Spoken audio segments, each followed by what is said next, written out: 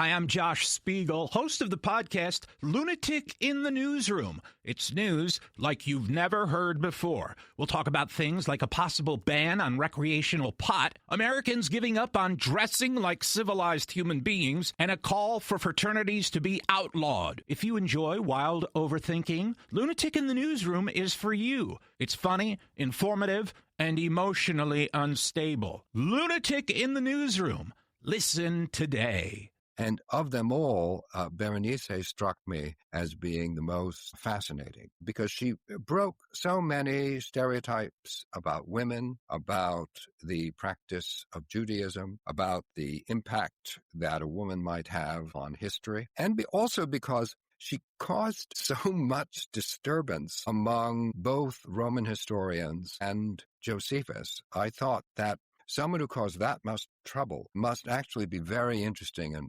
worthwhile to consider.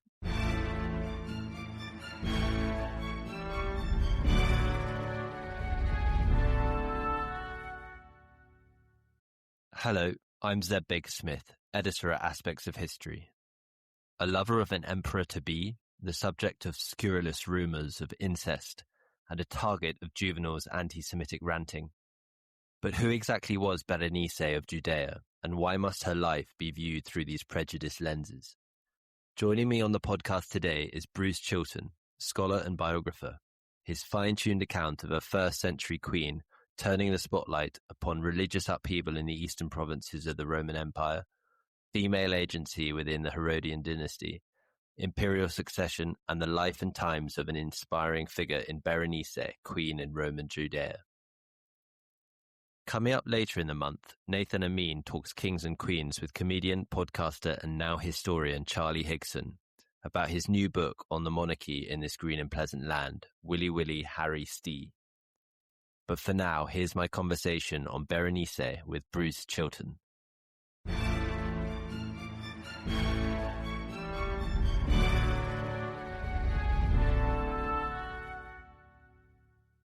Bruce, a fantastic opportunity to discuss a fascinating character from the ancient world in Berenice with you. Thanks for joining us all the way from snowy New York State, I believe, on the Aspects of History podcast. Thank you very much. I very much enjoy being here.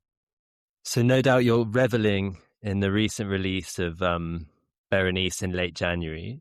It's a transfixing account of a client queen whom some may not have heard of, but who is nonetheless a very prominent figure in the second half of the first century AD. So where best to start? Maybe a brief outline of Berenice or Berenice's life. Who was she?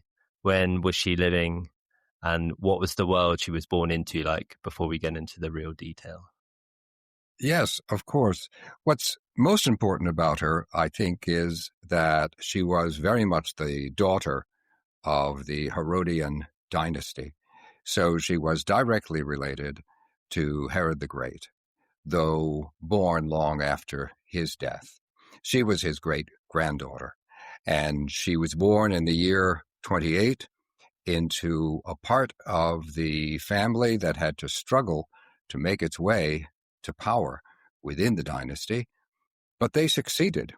And as a result of that, her father, whose name was Agrippa, married her off to his own brother.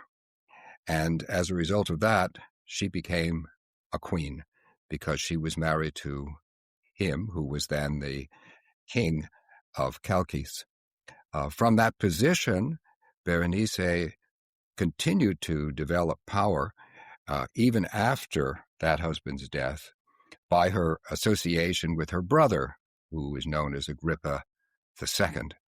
As a result of that, she became a powerful influence on the temple in Jerusalem, the central institution of Judaism of that time. That brought her into contact with the Apostle Paul, and that confrontation makes its way into the New Testament.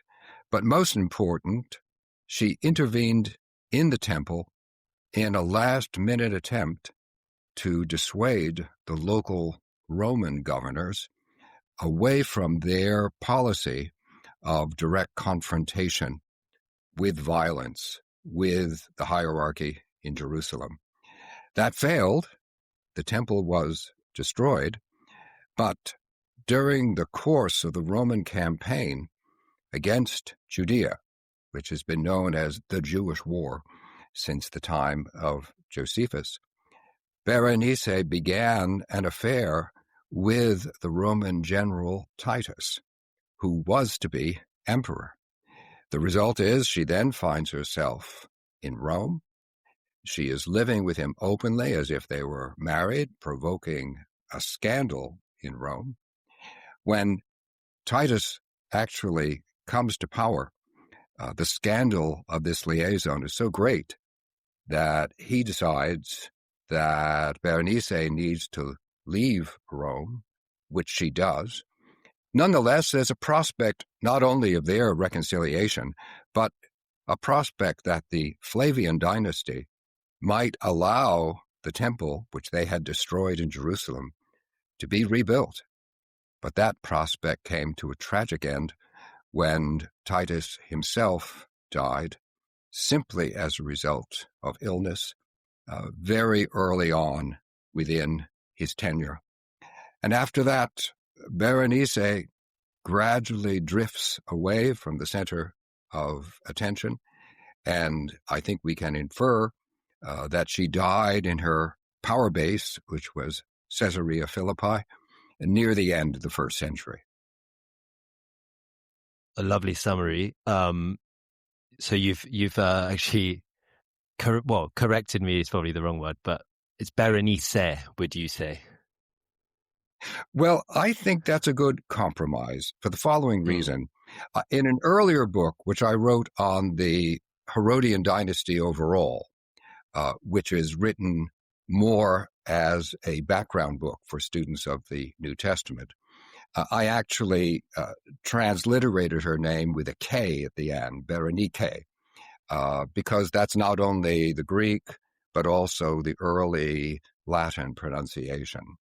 But in English, that's an unnatural sound, with the result that the name is sometimes rendered as being Bernice. But that strikes me as being a bit too banal. So I aim for a compromise and call her Berenice. I like it. Thanks for clearing it up. So yeah, let's delve into those Herodians. So as you say, the great-granddaughter of the Herod who we know from the Nativity story. He enjoyed a close relationship with Augustus and Rome, as did the kind of respective descendants. So can you, I mean, you've written about them, sketch us a little background of this family and the kind of concept of a client king, how they fitted in with this nascent imperial system? Yes, that's crucial, I think, to an understanding of the Herodians. So I'm glad that you focus on that, in that Herod himself was actually named a king in Rome and was proclaimed as such before the Senate. So this was a move on the part of the Romans in order to establish a local dynasty which could serve as a buffer and their enemies to the east. As a result of that, Herod the Great himself always had the difficulty of being seen as a legitimate monarch by his own people, since, after all, his crown, or rather his diadem, came from Rome. As a result of that, as Herod came into power, he married a princess of the previous Maccabean dynasty, whose name was Mariamne. Now, it's from that line of the family that Berenice will emerge. And what we can see her doing is very skillfully putting together the legitimacy of Rome with the legitimacy of the temple. But that was an extremely difficult project because Herod the Great himself was clinically paranoid. That is to say, he ran through his family, putting close relatives to death with astonishing alacrity. And one of those whom he killed was his wife, the one of the 10 whom he loved best, namely Mariamne. The sons, Alexander and Aristobulus, from his marriage with Mariamne, he sent to be educated in Rome, which is what one did as a client king. And for a number of years, it looked as if they would be the inheritors of the Herodian kingdom. And in fact, that's what Augustus, the emperor, personally arranged with Herod. Even after that meeting, however, Herod, in another storm of suspicion, had both of those sons put to death. Now, you could have thought, well, that would be the end of this whole project of putting together the Roman legitimacy and the Maccabean legitimacy. But no, because one of those sons, Aristobulus, had had children before he died. One of them, Agrippa, Berenice's father. And it was really this Agrippa whom historians tend to call Herod Agrippa, but he liked to be called Agrippa, so I just prefer to call him Agrippa I. Agrippa I was the one who ultimately, as a result of the most skillful maneuvering inside the imperial court, managed to be named as the king of all the lands that Herod the Great had once ruled. It was simply an astonishing achievement. And part of that achievement involved the ability he had to marry off his young daughter, Berenice, at an important moment. And then when that first husband died, to marry her off again, this time to his brother. So you can see how important these relationships are within the emergence of first Agrippa I and then Berenice, and how also they are only possible because these were extraordinarily astute actors. One of the things I came to enjoy in developing the book was that they have extraordinarily clear and vibrant intentions, which are legible not only in what they say, but fortunately in Berenice's case, because she never actually writes anything, of course, is never directly quoted, and yet her actions are eloquent of what it was she wanted to achieve.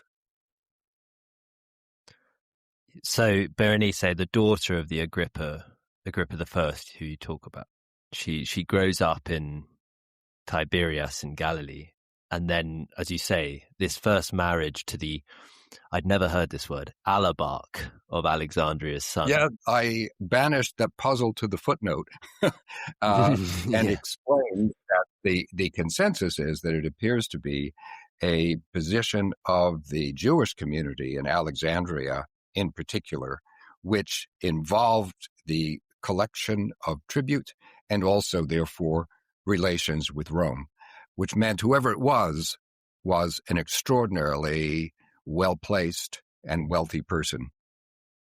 And you mention in the book the fact that the relationship with the alabarch allows Agrippa to be liquid, I suppose, financially. And that's the first step almost to reclaiming his grandfather's kingdom. Yes, no, that's exactly the case. Liquidity was Agrippa's Achilles heel at the beginning of his career, and then it proved to be his strength. So as a young man, he came to have a very close relationship with the son of the emperor, whose name was Drusus. But when Drusus died, the result of that was that Agrippa was exposed to the enormous debt he had allowed to pile up, because he always lived beyond his means until he was actually named king. And at that point, liquidity was no longer a problem.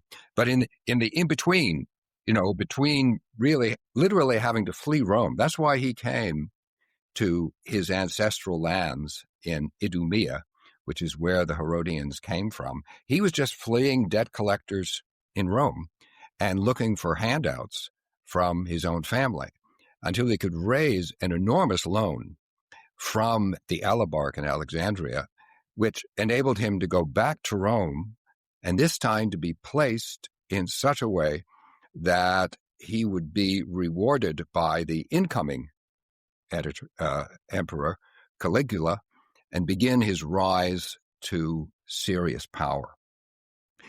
So he is also, I think, a very interesting and compelling character.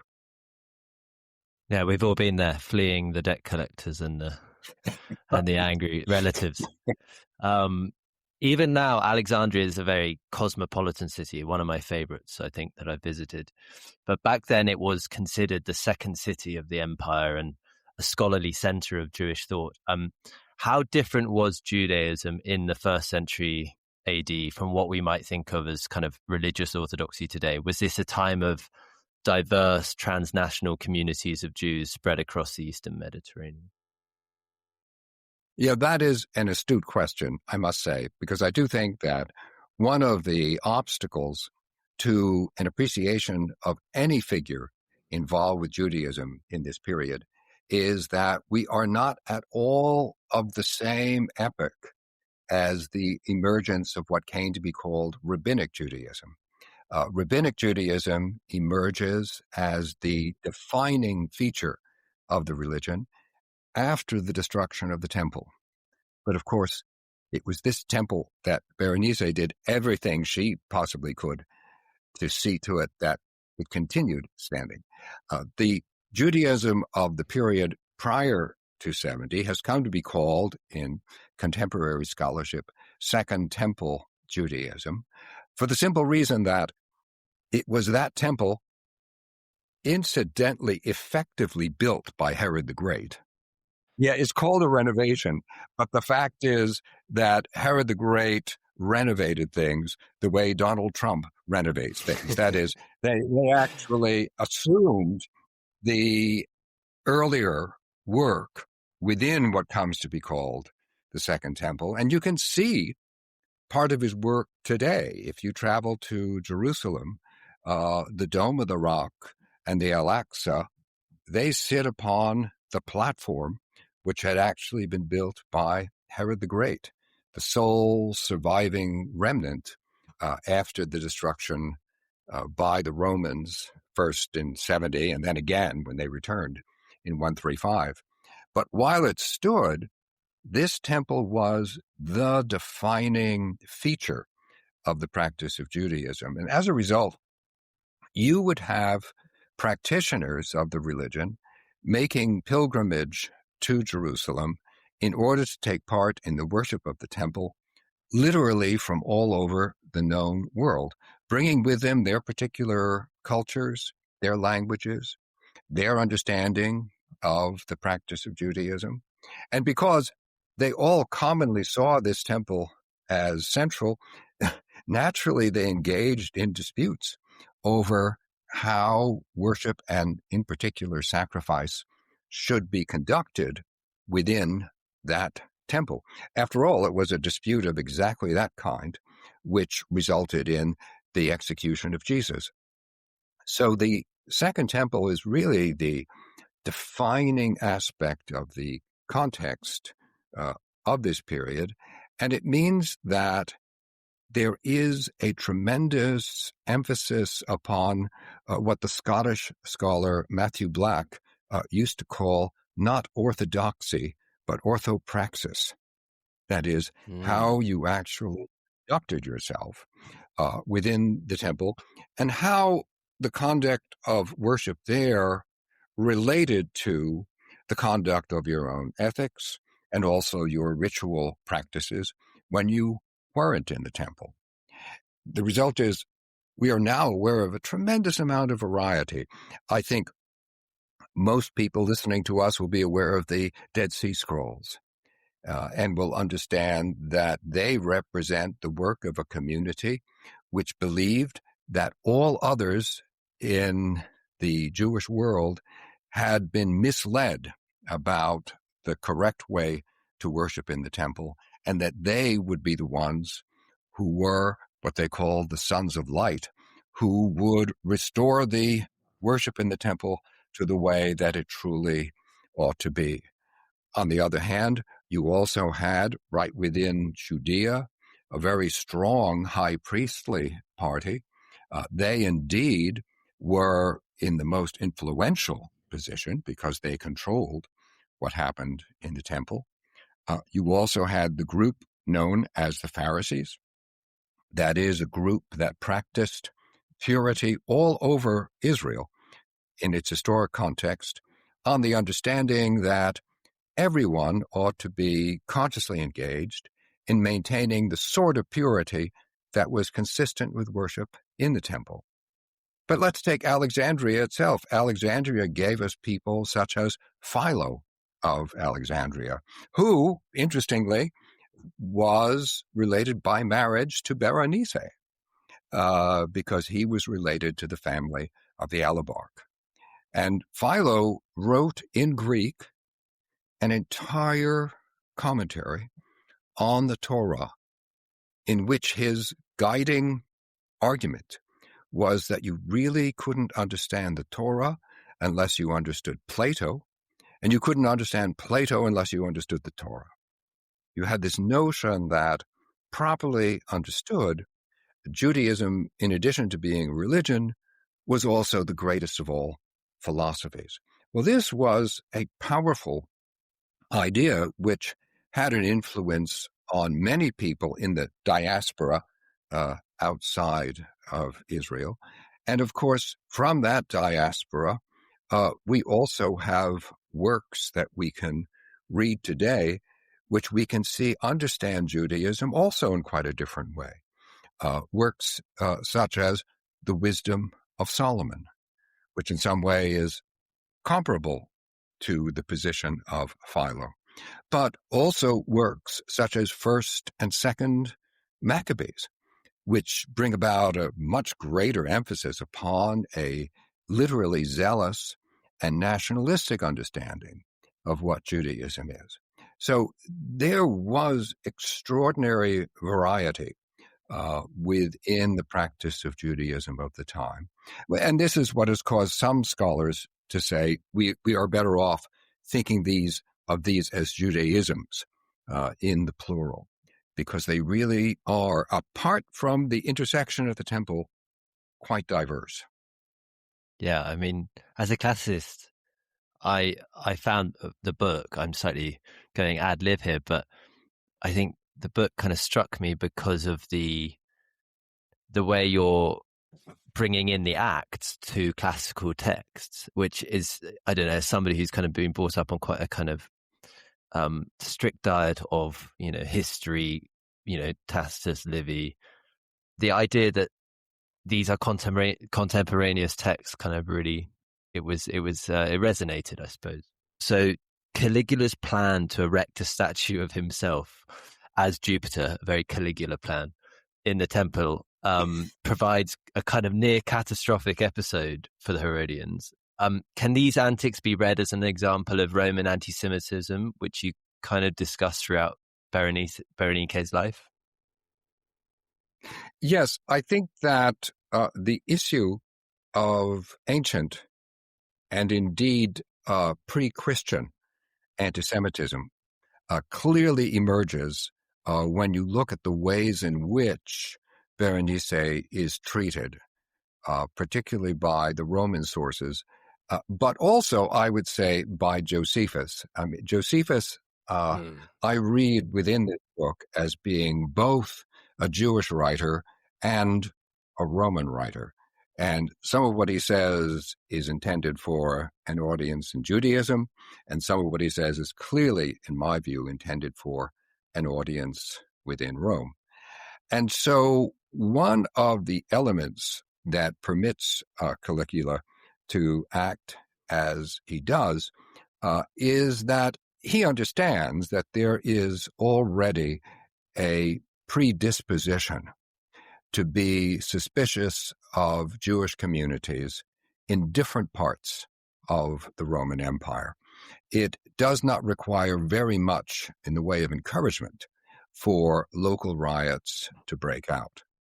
And in fact, one had broken out in Alexandria, which serves as the incentive for Caligula to come up with his, at first sight, very strange edict. And that incentive had actually been the responsibility of Berenice's father, Agrippa, because remember, he and Caligula were great friends.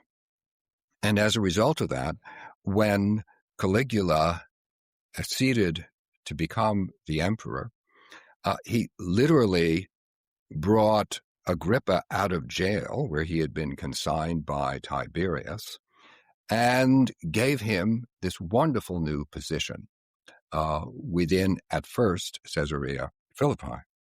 And he was to become the king, not of the entire realm at this stage, but an important part of what had been the broader kingdom of Herod the Great. Well, to do that, Agrippa, being Agrippa, had to buy himself new clothing, decided that he needed a retinue, and they would all make their way through Alexandria and then on to Caesarea Philippi. While he was doing that, he showed up in Alexandria with such lavish display that there was a local riot against him. And they actually, part of the riot involved them finding a local vagrant whom they dressed up as a king, brought him to a public area, set him up, and started shouting out that he was Maran, he was Lord, using an Aramaic word for Lord. In other words, they were parodying Herod Agrippa I in Alexandria as they went off on these riots. And one of the things they did was desecrate synagogues by setting up an image of the emperor, Caligula, in that synagogue. This was reported to Caligula, who ultimately put a stop to the riot, but the idea of an image in the temple, far greater than any synagogue, nonetheless held his imagination because he was egomaniacal, as was widely recognized even in antiquity. And this required an enormous amount of machination to resist. The local Roman officer, Petronius, was extremely heroic in attempting to delay or countermand the order. And even Agrippa, who in most circumstances doesn't seem to have been the most heroic of all the Herodians, even Agrippa, in contact with Caligula, made the plea for this order to be rescinded. It was not quite rescinded, it was delayed, but this was all a part of the behavior of Caligula, which became too much for many aspects of the court in Rome, as well as the empire. And so the end came when Caligula himself was assassinated. Agrippa was on hand to help the next emperor, Claudius, mount to become emperor. And it was then Claudius who put Agrippa at the apex of his power as the descendant of Herod the Great, who actually ruled over all of Herod's lands. Hello, Zeb here. Please forgive my interruption, but I wanted to let you know that at Aspects of History, we produce a digital magazine featuring articles, interviews, short stories, and book reviews of the best historical writing available. Authors featured including Ben McIntyre, Lucy Worsley, Andrew Roberts, and plenty more. An annual subscription is available for only $9.99. That's pounds or dollars. Yep, you heard that right. That's 6 issues for under £10 or dollars. Head over to aspectsofhistory.com to subscribe, where you can also gift subscriptions. Now back to the show. And meanwhile, Berenice, her first husband has died. And I mean, it's a similar time to when Agrippa also dies. As you said, she's married off to Herod of Chalcis, and her brother, Agrippa II, is there to succeed. And again, the region's politics are reshaped. But what did Agrippa I's death mean for Judea and Rome's influence there? Yeah, it was catastrophic for the Herodians, of course, because with Agrippa I, they finally got back all the land that Herod the Great had once ruled. And then suddenly he died. And by all accounts, it really was quite sudden and a gruesome death, curiously like the death of Herod the Great. They both seem to have suffered from conditions that involved gangrene at the end of their lives. And so his death meant that the Herodian dynasty had to scramble for power. And Berenice and her brother, Agrippa II, certainly did that, but so did other members of the dynasty. In a way, this death was even worse for the prospects of Roman rule, though perhaps at the time that was not entirely evident. But the sign that there was serious trouble in the ancient lands of Judea was that at the time of Agrippa I's death, there were local celebrations by non-Jews in cities such as Caesarea Maritima.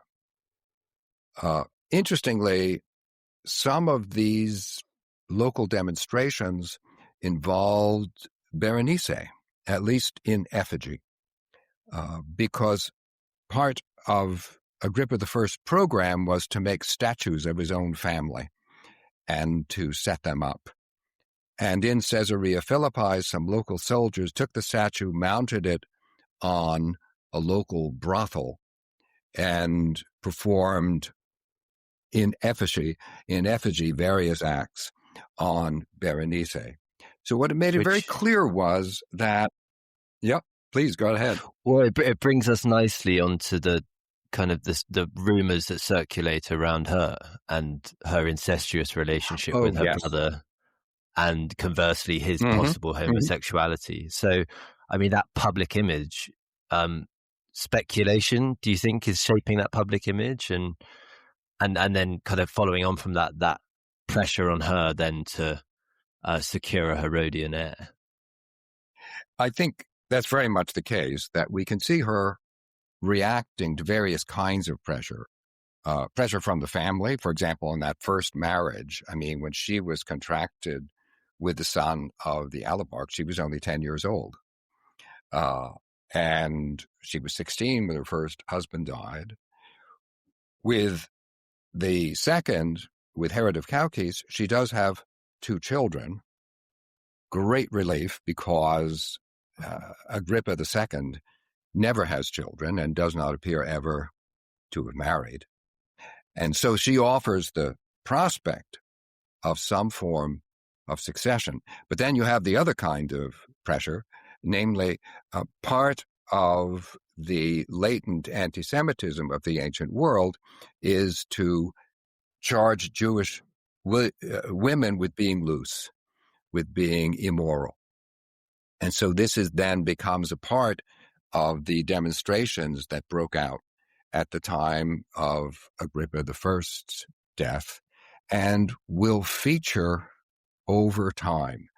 That is, when she arrives in Rome and joins Titus by the mid-70s, obviously she poses a threat to any kind of understanding of the imperial family that insists upon it having only local bloodlines. I mean, she's clearly a foreigner, although she's been a Roman subject from before her birth, really, as a result of the family. She is very clearly identified as being Jewish. And as a result of that, there were public attacks on Berenice and Titus during the 70s, to which Titus himself reacted violently, according to Dio Cassius. Titus, in the case of one cynic philosopher who attacked him and his liaison, had him flogged. In the case of another cynic philosopher, he had him beheaded. There was no question about Titus' resistance. And I must say that it's clear that during this period of his life, there was a certain cruelty and a certain arrogance in what Titus did that made him act very decisively indeed. I think this is clearly the likely time when the rumors about Berenice being incestuous began to circulate and to spiral. And ultimately, they overcame her entire reputation. One of the really, to my mind, very interesting features of looking at the sources that treat Berenice is to see how Josephus treats her very differently in his work, The Jewish War, written during the 70s, and in his work, The Antiquities of the Jews, written during the 90s. By the 90s, he wants to stress this issue of the alleged incest, which he doesn't refer to in the earlier work. And I think what's going on is that Josephus is conforming to the local Roman reputation of Berenice, which even after she had died, continued to stress the incest. The poet Juvenal, in fact, when writing a satire against marriage in the 2nd century, talks about the possibility that a young wife might wander away with the diamond which had once been worn by Berenice, that incestuous queen. And so what you can see is she becomes in parody the very image of a threatening Jewish woman. And that sadly has affected the historiography of Berenice. So in the 19th century, Theodor Mommsen referred to her as a Cleopatra in miniature, which I think is not fair to Cleopatra or to her. Yeah, I think you delve into the historiography, especially Josephus. Really, it's really interesting to read in the book. Yeah, and Juvenal's just being juvenile, I guess. But if we rewind slightly, Agrippa II and Berenice they are almost a pair. I mean, as you say, she's now got the heir. She's briefly married to a Cilician king. She travels far in order to join Polemon. Polemon sacrifices because he accepts circumcision prior to the marriage. She insists on that. That's part of her practice of Judaism. And yet the marriage doesn't last long at all, with the result of her return to rule with her brother.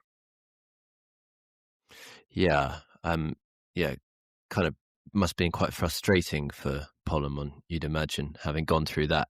And yet, shortly later, he's married to someone else, puts her on coins. And so Oh, really? I think the implication is that he was already in relationship with Julia Mamaea, and that's what broke up his marriage with Berenice. I think myself, she just did not put up with that. Yeah. So I have slightly lost track of the date, but there is an incident which is reported in the Acts of the Apostles, as I mentioned earlier, with Paul, St. Paul, and his Nazirite vow.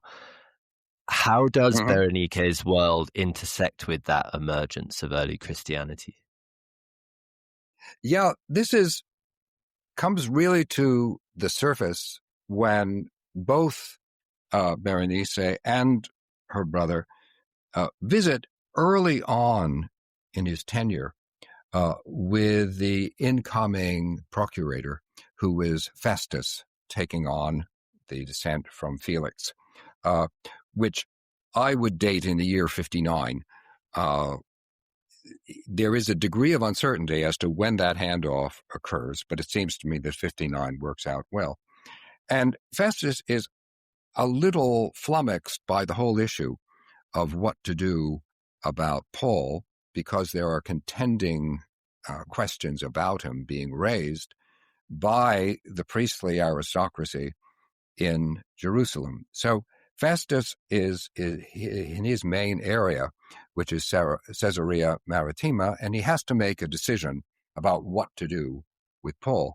When he does so, he actually convenes a concilium, a consultative body, with both Herod Agrippa II and Berenice, and they hear out this claim about Paul, about whether he should be seen as someone who's actually a danger to the Roman Empire. Now, the reason for which Paul had been charged was that he had been, under Festus' predecessor, Felix, he had been in Jerusalem, and he openly prepares the way for this, writing in his letters, in order to present what he called the offering of the nations. That is, it was his idea that as part of the practice of Christianity, those who were part of the movement, who were non-Jews, who were Gentiles, would contribute to an overall sacrifice, which in the end would be presented on their behalf in the temple. So you see how Paul also is an example of a practitioner of Second Temple Judaism. He's actually developing his activity with the object of sacrifice there. The plan evolves in Jerusalem with the person who was the leader of the movement at that time, James, the brother of Jesus, that Paul should take into the temple a group of Nazarites. Now, the Nazarite vow was a completely voluntary act that one could undertake within the practice of Judaism. The concept was that you would undertake the vow for a period of time, usually a month, although it could be longer than that. And at the close of the period of the vow, during which you had abstained entirely from any contact with what was unclean, you would also not cut your hair. And at the close of the period, you would remove your hair, your beard, off your head. Women could engage in it too. And this would be presented on the altar in the temple, along with really quite onerous offerings. It was an expensive vow. And the idea was that one had become a Nazir, one had become someone who was consecrated. It was an act which was not only undertaken by people who came to be known as Nazarites, and we now have epigraphic evidence of such people in the area of Jerusalem, but also there were those who undertook to pay for Nazarite vows. This could be an act of piety, to be a patron of Nazarites. Herod the Great did that, Agrippa did that. But interestingly, Berenice herself undertakes a Nazarite vow in Jerusalem shortly after this interchange regarding Paul.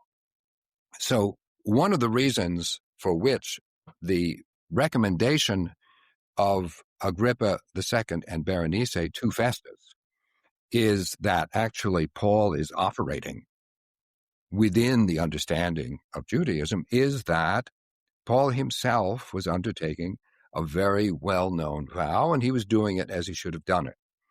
At a later stage, Berenice herself will go to Jerusalem at the most sensitive time imaginable, because the procurator of that time, Gessius Florus, was engaging in deliberate acts of provocation against the local population and against the temple. He was literally stealing both private and also cultic wealth. And she, after her Nazirite vow, appears before Gessius Florus, despite the fact that there are threats of his soldiers to her. She is both shaven her head as a Nazirite, and she's barefoot as if she were a penitent, asking for him to change his policies. When that failed, she was part of a movement to appeal against those policies and to get a change in the development of Roman governance. It did not succeed, but it was an enormous act of heroism. Again, it kind of recurs throughout the book, is that tension between empire and kind of client monarchy. It's such a push and pull thing.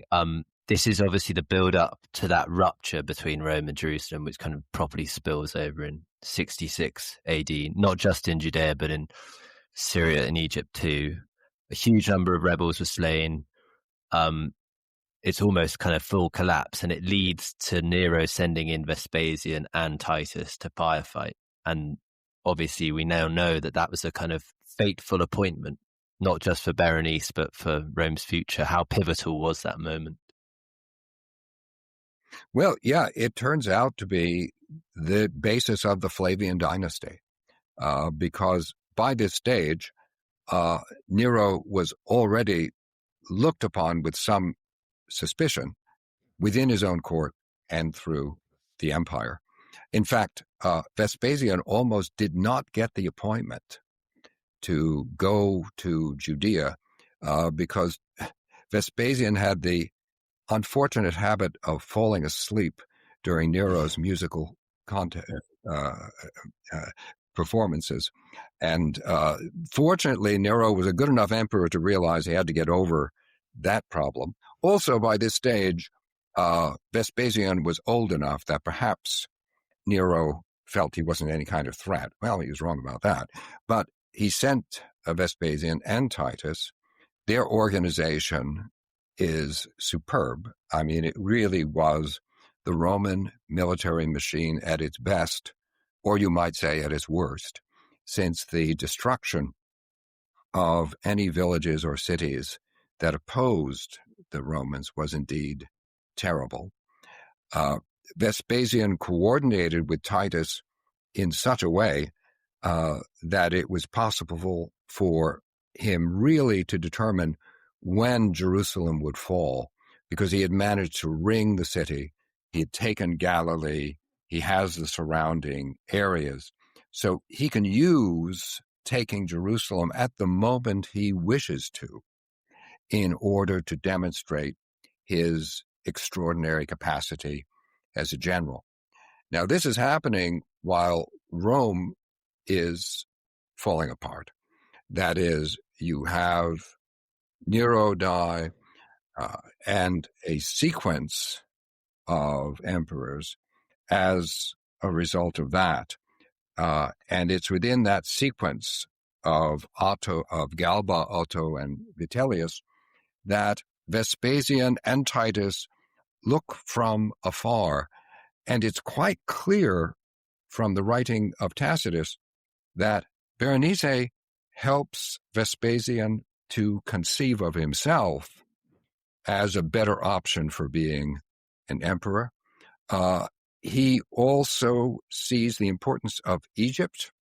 We are back to the Alabarchs family again, securing funds and also securing enormous stores of grain, because if you can control grain, you can provide or starve Rome as you might like. When the decision is finally made that Vespasian would propose himself, then Titus is put in charge of the siege. It becomes very important that he succeed while Vespasian establishes power in Rome. One of the arguments made from an early stage, according to Josephus, is that if you have Vespasian as emperor, well, you have his successor right there, namely Titus. In making that argument, they are turning against the ancient Roman hesitancy to establish dynastic monarchy, and instead to go for a method of adopting the son, not actually having a son. So what's going on is you have an influence of the Herodian concept of dynasty on Vespasian, and you have Berenice and Herod Agrippa II both acting in order to help Vespasian forward, and they are both explicitly rewarded by Vespasian. That is an interesting tension. Again, you see this tension over Judaism and the empire. There's an interesting tension because you have both Berenice and Agrippa II being celebrated in Rome. There's a medal given to Agrippa II, and Berenice actually sits in courts deciding cases. While that's going on, the Vespasian propaganda machine is also using the defeat of Judea as a way that's emblematic of their power. So the coins that celebrate what is called Judea Capta appear throughout the Flavian regime. The idea is because we did this, we have demonstrated our power. And they also used the proceeds from the temple. There was an enormous amount of wealth that was simply plundered from the temple. That was literally colossal. That is, it permitted them to build the Colosseum. They erected Rome in their image on the basis of what they had taken out of Judea, and at the same time used that victory as emblematic of what they could achieve. Yeah, and the Arch of Titus, exactly. It's quite a period of Roman and Judean history. Titus succeeds to the principate in 79, and by that stage, Berenice has been in Rome for 3 or 4 years, and they are compelled to part ways, as we mentioned. Was that anti-Jewish sentiment again? Was it the kind of discomfort with monarchy that you were talking about, or kind of the anxieties about a foreign queen being that just too close to power? Yeah, that's an excellent question. It is clear that there was some opposition to the notion of monarchy as such, no matter how you looked at it. But I would suggest that this opposition was exacerbated by the unease about Berenice coming from Judea, also about her having 2 sons. Suddenly what had been a benefit within the Herodian dynasty didn't look that way later. And as a result of that, those 2 sons, one of whom incidentally was named Berenicianus, one of them named after her, they tend to simply disappear from reference because I think no one really wishes to deal with them. And so these aspects come together and are, I think, the reason for the vociferous attack on the impending marriage. Although, as I said, Titus reacted violently. To some extent, that violence was because I think he did not quite expect it. Perhaps he should have, but I think he didn't quite expect how vociferous it would truly be.